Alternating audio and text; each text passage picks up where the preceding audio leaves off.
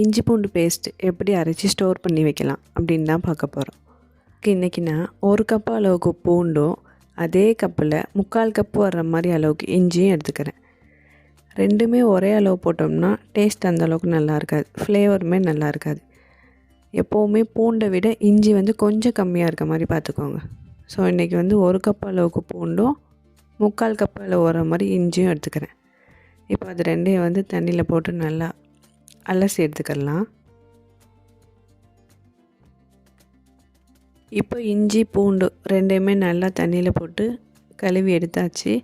இப்போ இது ரெண்டையுமே மிக்ஸி ஜாரில் போட்டு அரைச்சிக்கலாம். தண்ணி கொஞ்சம் கூட சேர்க்கக்கூடாது. தண்ணி சேர்த்தோம்னா ரொம்ப நாளைக்கு ஸ்டோர் பண்ணி வைக்க முடியாது, கலர் மாறிடும். அதனால் தண்ணி சேர்க்க வேணாம். கொஞ்சமாக ஆயில் மட்டும் சேர்த்து ஃபைன் பேஸ்ட்டாக அரைச்சி எடுத்துக்கலாம். தண்ணி சேர்க்காமல் உங்களுக்கு அரையலை அப்படின்னா கொஞ்சமாக தண்ணி சேர்த்து அரைச்சிக்கோங்க. இப்போ பாருங்கள், நல்லாவே ஃபைன் பேஸ்ட்டாக அரைச்சி எடுத்தாச்சு. இந்த மாதிரி அரைச்சி எடுத்துக்கோங்க.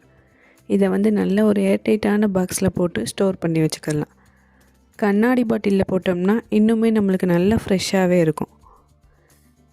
நீங்கள் 6 மாதம் வரை ஸ்டோர் பண்ணணும் அப்படின்னு நினச்சிங்கன்னா ஃப்ரீசரில் வச்சுக்கோங்க. கொஞ்சம் கம்மியான நாட்களில் பயன்படுத்தி முடிச்சிடுவீங்க அப்படின்னா கீழே ஃப்ரிட்ஜில் வச்சாவே போதும். இப்போ நம்ம ரொம்ப அழகாக இஞ்சி பூண்டு பேஸ்ட்டு எப்படி அரைச்சி ஸ்டோர் பண்ணி வைக்கலான்னு இந்த வீடியோவில் பார்த்தோம். இந்த வீடியோ உங்களுக்கு பிடிச்சிருந்துச்சுன்னா லைக் பண்ணுங்கள், ஷேர் பண்ணுங்கள். மறக்காமல் நம்ம சேனலை சப்ஸ்கிரைப் பண்ணி வச்சுக்கோங்க. தேங்க்ஸ் ஃபார் வாட்சிங்.